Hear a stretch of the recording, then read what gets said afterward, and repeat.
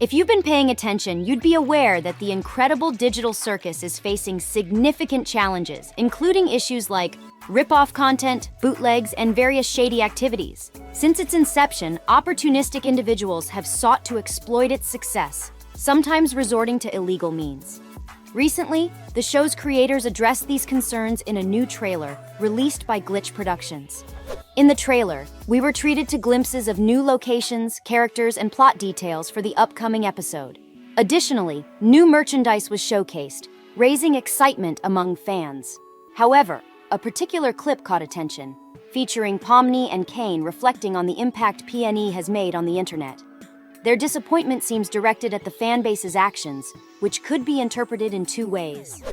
Firstly, the blurred content in the video suggests a possible reference to inappropriate and non-family-friendly depictions of the Amazing Digital Circus characters.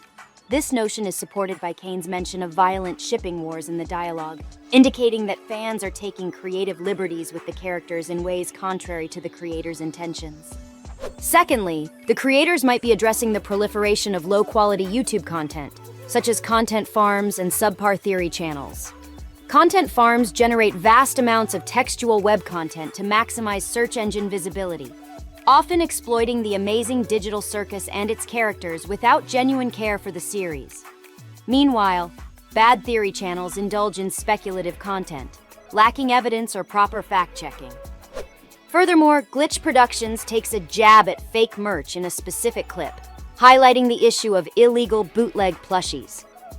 Despite some justifying it due to the absence of official plushieist at the time, it remains illegal and unethical to profit from someone else's creation without permission. The poor quality of these products is evident, with one website, Digital Circus Plush, being singled out for selling these unauthorized items. In essence, the creators are expressing their concerns about the misuse of their intellectual property, both in terms of inappropriate fan-generated content and the sale of unauthorized merchandise. These challenges, as highlighted in the trailer, indicate a need for fans to respect the creator's work and for the community to support the official content to ensure the show's continued success. Some individuals might mistakenly believe that the bootleg product is an official one, and once they realize the subpar quality, they may be hesitant to purchase any authentic digital circus merchandise in the future. This is because some consumers don't thoroughly investigate whether a product is official or genuine before making a purchase. In any case, it's somewhat amusing that Glitch Productions is taking shots at these channels. While some might consider this the first official response to bootlegs and substandard content, there's actually more information available on Gooseworks' Tumblr page. Gooseworks has consistently expressed disdain for content farms and other low-quality content created using the Digital Circus intellectual property and characters. A quick YouTube search reveals a multitude of such content, which is quite disheartening. Therefore, it's not surprising that even the creators of the show are mocking these undesirable elements. When asked about the character's sexuality, Guso responded with a gif of a triangle man falling down the stairs, capturing the sentiment that some people find such inquiries unnecessary, urging others to simply enjoy the show. In response to questions about the character's origin story, Goose W humorously replied with Lanky Box. For those unfamiliar with Lanky Box, it's described as a children's channel with overly vibrant and loud videos catering to a younger audience and capitalizing on current trends by uploading content almost 5 times a day. The sentiment expressed suggests a lack of appreciation for such content.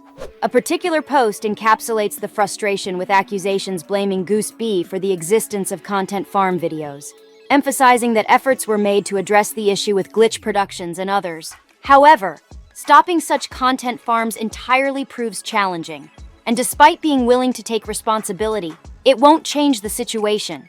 The focus remains on making Digital Circus an enjoyable show in its own right. Despite the cringe-worthy nature of content farms, there seems to be a realization that little can be done to eradicate them, even in an ideal world where they wouldn't exist. The only thing we can do is ignore them, take in the incredible digital spectacle in its emptiness, and forget about everything else in a perfect world. Lastly, I'd like to discuss the reason these bootlegs and content farms even exist in the first place. Because the show has a large fan base of young children, people are eager to profit from its popularity. Whether it's through clickbait thumbnails or fake merchandise, people will stop at nothing to hook young viewers and make them fall victim to doom scrolling through a channel. which generates a lot of advertising revenue. One common practice is thumbnails that sexualize the characters, displaying characters in sexually suggestive attire and poses. While this may be offensive on its own, the fact that the videos are aimed towards kids makes me sick to my stomach. In the first place, kids are impressionable, so exposing them to this kind of content cannot be beneficial for them in the long run, but these channels don't care because of the enormous profits they make. Secondly, there is the fake merchandise, which is created by individuals who steal money from the show's creators by making unofficial items with the characters or designs from the show without permission. Not only is this type of, they may be somewhat unlawful, but the good news is that they frequently have extremely high prices and poor quality.